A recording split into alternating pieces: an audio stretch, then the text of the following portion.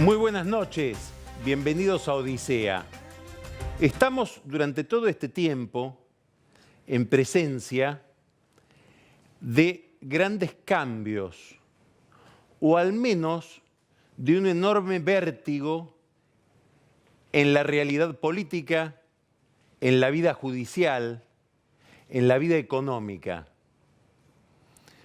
La agenda de la Argentina, la agenda periodística, está plagada de novedades. Uno no sabe cómo elegir cuál puede ser la más gravitante. Y esto es lo que hay que hacer. Tratar de identificar cuál es la profundidad de esos cambios, cuál es la consistencia de esos cambios, hasta dónde hay realidad, hasta dónde hay espejismos en esta situación de una Argentina que se va como reconfigurando. Es verdaderamente impactante, después de 12 años de kirchnerismo, que ni bien la expresidenta Cristina Kirchner entra al Senado, un juez, Claudio Bonadío, pida que deje el Senado, por lo menos que deje los fueros, para que él pueda ponerla presa.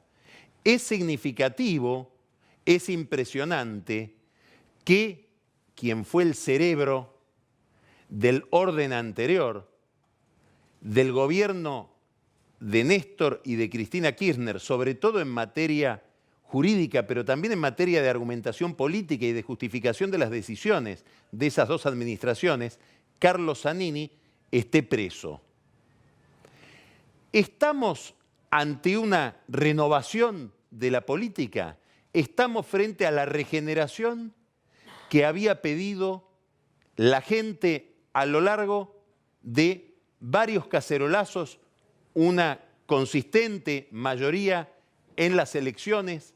Aquellos que votaron en el año 2015 por Cambiemos, subrayo, Cambiemos, un verbo, votando en la provincia de Buenos Aires, sobre todo en contra de Aníbal Fernández, identificado como la Morsa? Esa es una pregunta importantísima. ¿Por qué? Porque toda esta novedad, toda esta agitación, toda esta excitación, está basada en una institución judicial, digamos jurídica, penal, que se ha puesto de moda en el último año y medio: prisión preventiva. Hay que subrayar la palabra preventiva. No es la prisión de alguien condenado, sino que se lo pone preso para prevenir determinadas conductas que esa persona puede llegar a tener. No se lo pone preso por aquello que hizo, sino por lo que sería capaz de hacer. Básicamente de fugarse o de obstruir a la justicia para que no se pueda llegar justamente a investigarlo y eventualmente a condenarlo. Ese es el sentido de la prisión preventiva.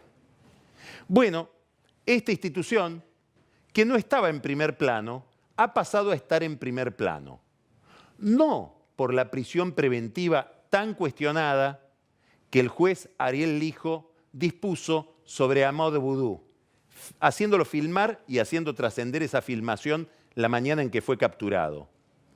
Tampoco por la prisión preventiva que se pide de Cristina Kirchner, Zanini, Héctor Timerman, el canciller del gobierno de Cristina, y además una cantidad de personajes vinculados a la denuncia que hiciera el fiscal Alberto Nisman de encubrimiento del caso AMIA. No, la prisión preventiva tuvo un primer ejemplo que habría que reconstruir, que habría que reconsiderar o recordar para advertir si no estamos ante un doble juego. Ese primer ejemplo es la prisión preventiva de Ricardo Jaime, el muy desprestigiado secretario de Transportes de Néstor Kirchner. Jaime tenía una causa abierta desde el año 2007 por hechos cometidos en el año 2005. Nunca lo habían llamado a declarar siquiera. Nunca se había movido un papel en ese expediente. Pero hubo un fin de semana, mejor dicho, a partir de un jueves en adelante, en que en Comodoro Pi los tribunales federales se enteran de que el diario La Nación iba a publicar ese domingo una extensa cobertura sobre los jueces federales de la justicia penal de la capital federal, es decir, los jueces de Comodoro Pi, sobre todo los de primera instancia, que en aquel momento tenían en sus filas inclusive a Norberto Ollarvide, que no había renunciado. ¿Qué sucedió? Se enteran los jueces y un grupo de jueces decide que la tapa de ese diario había que cambiarla, y no influyendo sobre el diario, sino generando un hecho más estrepitoso que obligara al periodismo a poner en la tapa del diario ese acontecimiento mucho más impactante y más noticioso. Eso desencadenó la prisión preventiva de Ricardo Jaime, que tendría que haber estado preso presumiblemente mucho antes, y no preventivamente, sino por una condena firme, dada la cantidad de irregularidades que se le venían imputando y, en algunos casos menores, investigando. ¿Qué quiere decir el episodio Jaime?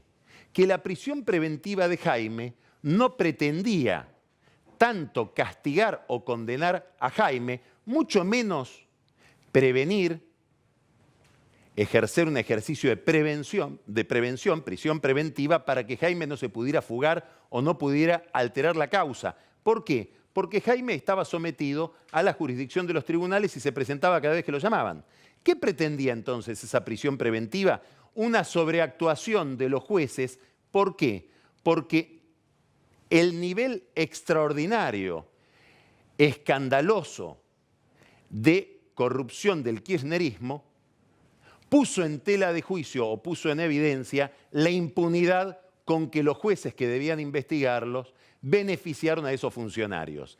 Quiere decir que los jueces apelaron a la prisión preventiva para que miremos a Jaime y no los miremos a ellos. ¿Estamos ante este caso en todas estas prisiones preventivas que estamos advirtiendo? Muy bien. Algunos penalistas, y yo diría la mayoría de los penalistas, se preguntan, ¿hacía falta la prisión preventiva? ¿Hay alguna constancia de que esta gente tenía intención e inclusive tenía la posibilidad de modificar las pruebas? ¿Hay alguna razón que permita pensar que se iban a fugar? ¿O lo que estamos es ante una operación de imagen de Comodoro Pi? Por supuesto, es una pregunta incómoda. ¿Por qué? Y porque hay, dados los hechos que se le imputan al kirchnerismo, sobre todo en materia de corrupción económica durante 12 años, bueno, se han convertido en gente casi indefendible. Hay que tener mucho apego al derecho y a la ley para defender a alguien que merecería estar preso, pero que a lo mejor no merece estar preso de esta manera. ¿Por qué estas preguntas son pertinentes? Porque desde los tribunales de Comodoro Pi, con el consejo de algún miembro de la Corte, se han contratado servicios de imagen, por lo menos de 2 consultores de imagen, para analizar qué se puede hacer con una justicia federal que está siendo impugnada por la sociedad, por una parte de la política y hasta por una parte del gobierno. Y ahí en el centro de esa parte del gobierno está Elisa Carrió. De hecho, este año fue destituido un camarista federal importantísimo como es Eduardo Freiler por mal comportamiento. Podría haber sido reemplazado o desplazado por corrupción, pero la causa de corrupción o de enriquecimiento ilícito que le había iniciado el abogado Ricardo Moner Sanz todavía navega en las sombras de los tribunales de Comodoro Pi, porque en principio fue absuelto por los propios jueces que eran colegas de él en esos tribunales. Ahora hay que ver si se reabre o no como una cosa juzgada fraudulenta. Muy bien, quiere decir que la pregunta ¿cuál es? ¿Estamos ante una operación de regeneración política? ¿Este era el manipulite que estaba esperando la Argentina? ¿O solamente estamos ante una sobreactuación por la cual se aplica prisión preventiva a gente muy desprestigiada, que, insisto, tal vez debería ya estar presa con una condena firme desde hace mucho tiempo, para que los jueces cómplices o en algunos casos corruptos que estuvieron asociados por acción u omisión en ese régimen anterior, en ese régimen de corrupción, proveyendo la impunidad, puedan seguir en los tribunales haciendo lo que hacían. Esta es la pregunta central, no del que está mirando si correspondía o no la prisión preventiva. Muchísimos penalistas dicen no, lo que correspondía era el procesamiento. Hay toda una discusión acerca de si ese procesamiento debía ser o no por traición a la patria. Muchos coinciden, muchísimos coinciden en que tendrían que ser procesados por encubrimiento. Es una discusión legal que se seguirá resolviendo en instancias superiores. Lo importante políticamente es cuánto está avanzando o no la Argentina frente a un problema central que tiene en su vida pública, que es una ausencia o una carencia inquietante de transparencia institucional, que está ligada a la corrupción, pero está ligada a otros fenómenos que afectan mucho más la vida cotidiana de la gente, como por ejemplo la inseguridad en los grandes conurbanos o la relación entre delito y policías. Este pedido de prisión para Cristina Kirchner y su principal entorno en el caso del tratado con Irán y la denuncia posterior del fiscal Nisman, tiene además consecuencias políticas. Una de ellas es muy relevante para la vida parlamentaria. ¿Por qué? Porque Cristina Kirchner queda ahora dependiendo a merced del PJ. Del PJ que antes le obedecía y ahora se distancia de ella. Del PJ al que ella despreció. Del PJ de Miguel Pichetto, del PJ de Urtubey, del PJ de Bocio, del PJ de los gobernadores, frente al cual ella tomó distancia para formar una nueva organización, Unidad Ciudadana. Bueno, ahora depende de que los senadores de ese PJ se pongan o no de acuerdo con los senadores de Cambiemos para que ella pueda perder los fueros y en ese caso ir a la cárcel. Los senadores del PJ dicen no le vamos a hacer perder los fueros, le vamos a mantener los fueros.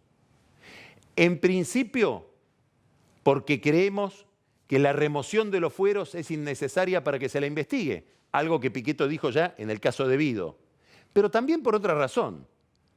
No es por lealtad a Cristina, mucho menos por cariño a Cristina. Es en el fondo por lealtad a otro líder del peronismo que está en la misma situación que Cristina, en realidad mucho peor, porque tiene una condena firme, Carlos Menem. Si se le quitaran los fueros a Cristina, mucho más se los tendrían que quitar a Menem y Menem terminaría preso. Quiere decir que Cristina está en la humillante situación, seguramente para ella y su narcisismo, de depender del PJ al que desprecia y sobre todo de Menem. Le debe a Menem estar libre y poder seguir asistiendo a las sesiones del Senado. Esta es una de las consecuencias que tiene que ver con el comportamiento, con la relación entre Cristina y sus antiguos compañeros y subordinados. Hay otra consecuencia política que tiene que ver con el gobierno actual.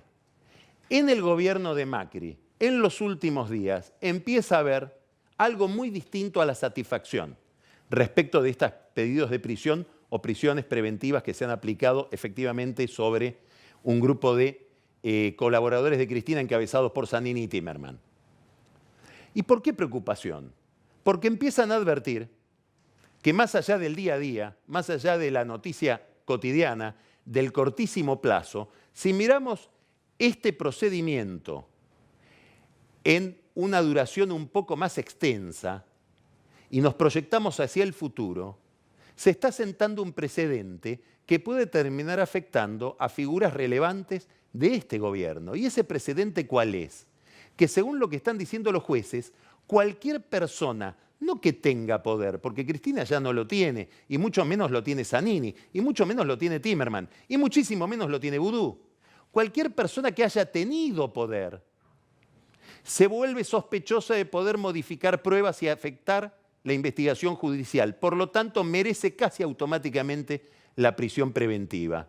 Entonces empieza a haber funcionarios que dicen, yo que tengo poder y que tengo iniciada una causa, no estoy diciendo que me van a meter preso a mí ahora con una prisión preventiva, entre otras cosas porque los jueces se meten con los que perdieron el poder y no con los que tienen el poder. Pero no me puede pasar que un día deje de ser ministro, que deje de ser secretario. Voy a decir algo más inquietante. No me puede pasar que deje de ser presidente y se me apliquen los mismos criterios que hoy estamos festejando porque las prisiones preventivas van contra quienes, no digamos son nuestros rivales, pero ayudan con sus prisiones a que nosotros obtengamos consenso y digamos, cambiamos.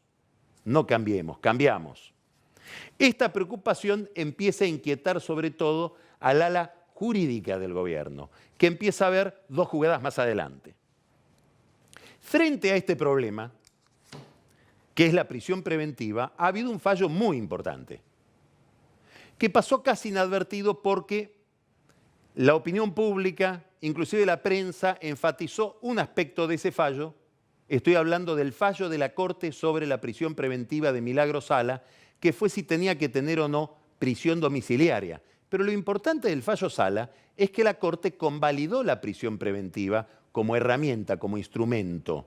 Claro, en el caso de Sala está más que probado que ella ha amedrentado testigos y ha intentado obstruir la acción judicial, con lo cual se configuraría una de las razones por las cuales hay que prevenir que no lo vuelva a hacer.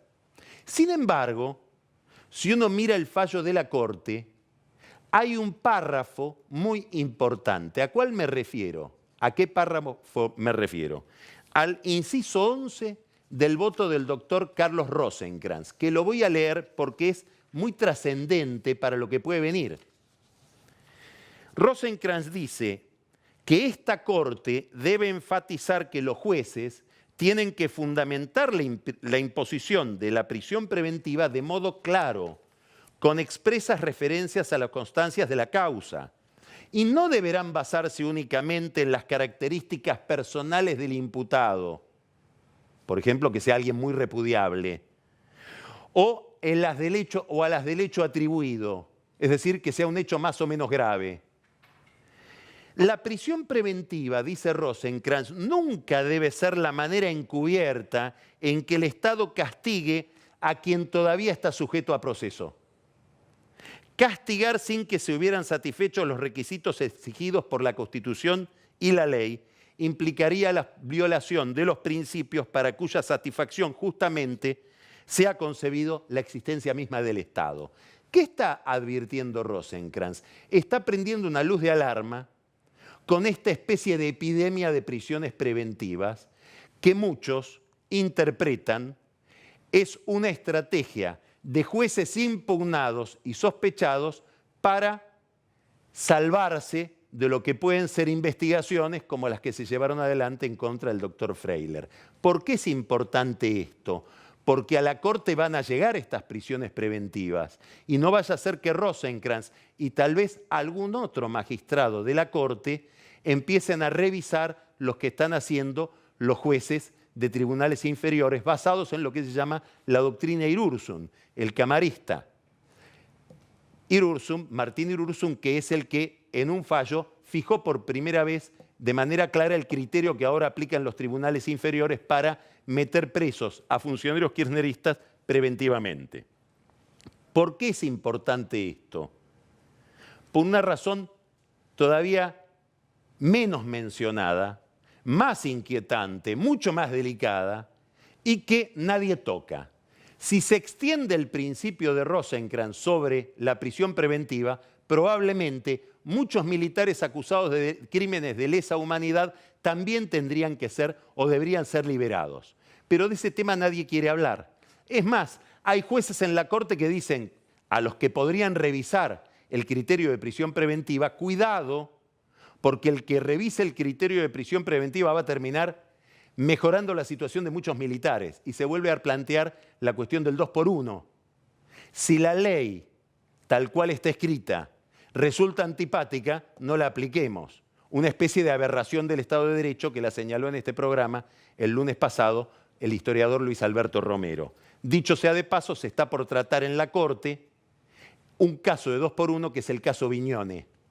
Y el caso Viñone podría volver a plantear el debate que se planteó en el caso anterior, cuando hubo hasta manifestaciones públicas respecto de esto. Esto se tendría que tratar posiblemente mañana. Probablemente se postergue. Y una pregunta, alrededor del caso 2 por 1, ¿hay una disputa interna de la Corte? ¿Tendrá que ver con que el año que viene hay que elegir presidente de la Corte nuevamente? ¿La disputa de Lorenzetti con sus eventuales candidatos a sucederlo tiene que ver con todos estos temas? Gran signo de interrogación que se está planteando sobre todo Lilita Carrió. ¿Hay un cambio en todo esto? ¿Cuál es el cambio? Si uno mira con más detenimiento toda esta trama judicial, empieza a ver que hay un cambio de otra naturaleza, que probablemente no tenga que ver con estas prisiones.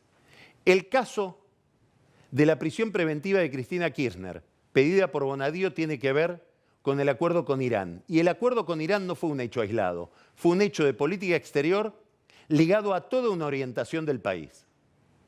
Ahí sí hay una clara posición política, no penal, del gobierno kirchnerista. Junto con el acuerdo con Irán, entró Timerman a un avión de la Fuerza Aérea Americana. Se incautaron los equipos que traían esos militares para entrenar policías en Buenos Aires. Se desencriptaron los equipos y hubo que cambiar el código de encriptamiento de muchas bases militares y escuadrones militares americanos, porque habían quedado expuestos, por ejemplo, los militares que estaban en Afganistán o en Irán, por irresponsabilidad o no, o decisión deliberada del gobierno argentino. Es más, escuche bien, los americanos están convencidos de que esos códigos y esa información le fue transferida al gobierno de Venezuela, que tuvo muchísimo que ver, Hugo Chávez, con la firma del tratado con Irán. Esta Argentina contrasta, ahora sí, con la Argentina de hoy. ¿Por qué?